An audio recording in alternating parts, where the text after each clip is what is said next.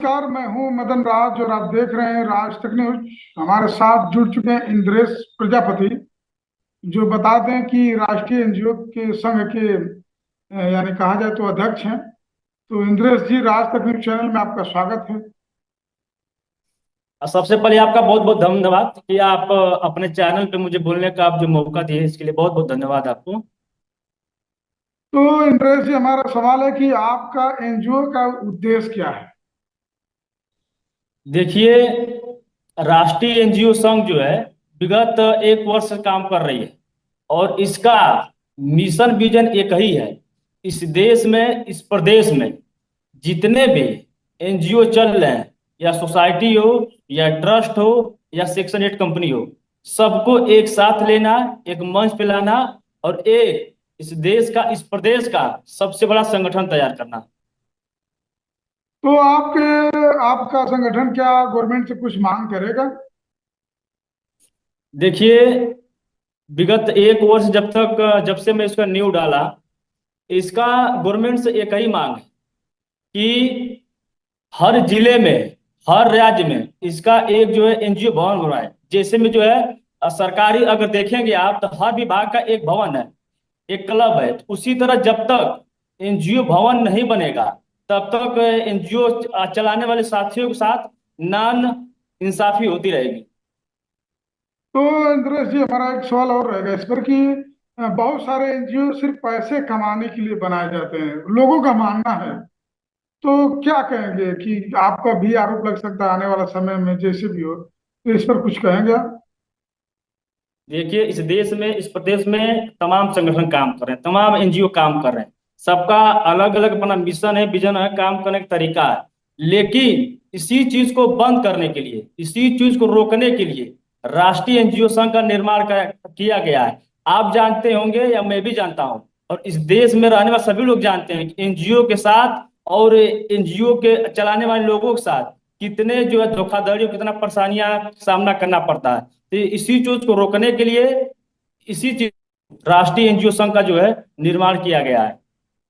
तो ऐसे लोगों को जो देश भर में एनजीओ चलाते हैं, उन लोगों को क्या कहेंगे जो इस पर मैंने बहुत काम करते हैं कि नहीं, हमारा मकसद ही पैसा कमाना है?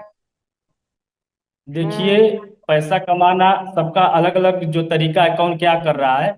लेकिन मैं आपके चैनल के माध्यम से मैं एक ही चीज जो है अवगत कराना चाहूंगा इस देश में, इस प्रदेश में चलाने वाले एनजीओ सभी साथियों को, कि आप लोग जो है राष्ट्रीय एनजीओ संघ से जुड़िए, एक मंच पे आइए।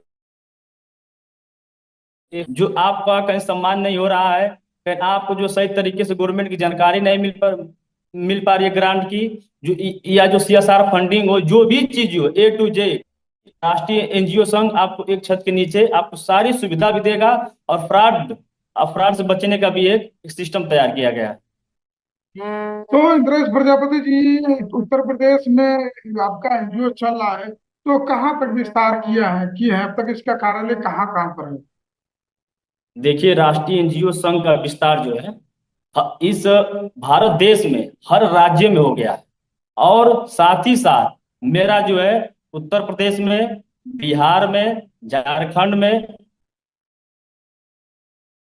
उत्तराखंड में, इससे तमाम राज्यों में मेरी जो है संगठन कहीं ना कहीं तैयार हो गई है और लोग काम कर रहे हैं। उसके पिछले भी मैं, आप देखे होंगे सोशल मीडिया पे कि मैं 10 दिन पहले जो है सभी पदाधिकारियों को मैं लिस्ट भी जारी किया था। तो जैसे जैसे हमारे जो पदाधिकारी और जो है नियुक्त हो रहे हैं, उसी तरह मैं जो है सभी लोग को अवगत करा रहा हूँ।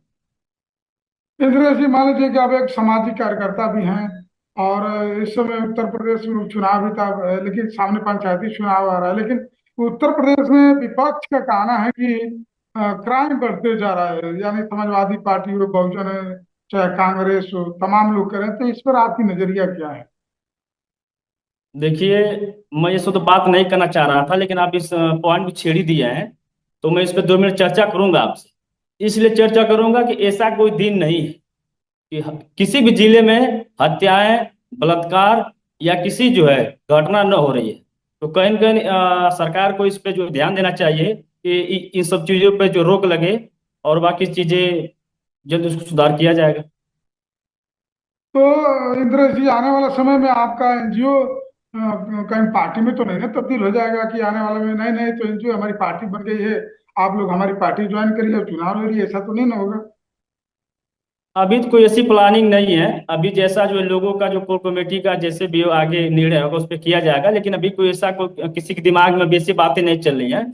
अभी देखिए, सिर्फ मेरी टीम और हम लोग सिर्फ इसी मिशन विजन पे काम कर रहे हैं कि इस देश में, इस प्रदेश में जितने भी एनजीओ हैं, सभी लोग एक मंच पे आए, एक साथ आए और मिलकर अपने हक, हिस्सा, अधिकार की बात करें और अपने सम्मान की बात करें। इंद्रेश जी, अब हक, हिस्सेदारी और सम्मान की बात बोले, अभी एक प्रजापति समाज से आते हैं और आपके समाज में बहुत तमाम पार्टियां हो चुकी हैं। तो आप अपने पर्सनल समाज की बात बोला कि प्रजापति समाज का विकास कैसे होगा? क्या अभी आप कभी सोचे हैं कि अपनी देखिए एनजीओ के माध्यम से?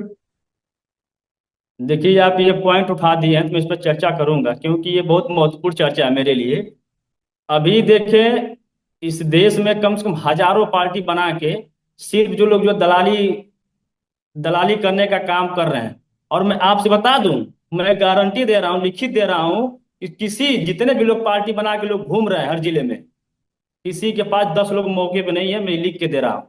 अगर ये आपको ये विश्वास नहीं होगा तो आप किसी को जो है बात करके और मिलकर देख लीजिएगा। किसी भी राष्ट्रीय अध्यक्ष के पास, किसी भी पार्टी दल के पास 10 लोग मौके पे नहीं है। और रोज पार्टी नई बन रही है, रोज हर जिले में बन रही है। तो मैं तमाम उन साथियों से मैं आग्रह करूंगा कि इन दलालों से बच के रहें। जो रोज जो पार्टी बनाने का काम कर रहे हैं उनको जो है नकारने का काम करें। तो इंद्रेश जी, इससे समाज का नुकसान नहीं हो रहा? प्रजापति समाज का खास करके बहुत सारे लोग आके सोशल मीडिया पर आपके समाज के लोग लिखते हैं, बोलते भी हैं कि आजादी के अब तक प्रजापति समाज का कोई भी सांसद दिल्ली नहीं गया है जीत कर। तो दुख की बात बहुत सारे लोग बोलते हैं, तो इस पर नुकसान नहीं है समाज का? देखिए मैं अभी एक पॉइंट बता दूं कि 70% जितने भी अध्यक्ष बने हुए हैं पार्टी के, इनको ये तो नौकरी पेशा से रिटायर हुए हैं, या तो घर जब बैठने का, सोने का समय आया है तब ये पार्टी बना के समाज में जो है घूमने का काम कर रहे हैं।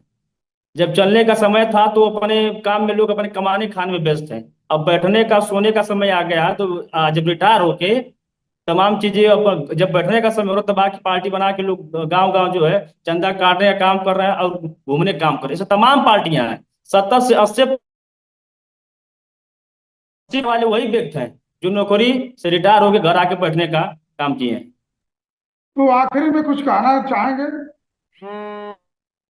देखिए, आपके चार के माध्यम से तो मेरा मुद्दा आज का यही रहा कि जो ये राष्ट्रीय एनजीओ संघ का ये निर्माण किया गया है, मैं इस देश में, इस प्रदेश में जितने भी एनजीओ के जो प्रमुख लोग हैं, मैं उनसे विनम्र निवेदन है कि आप सभी साथ आए, मंच पे आए। मैं इसलिए आग्रह में बार बार कर रहा हूं कि आप देखे होंगे कि हर क्या जो चिकित्सा विभाग हो, शिक्षा विभाग हो, पर्यावरण विभाग हो, किसी भी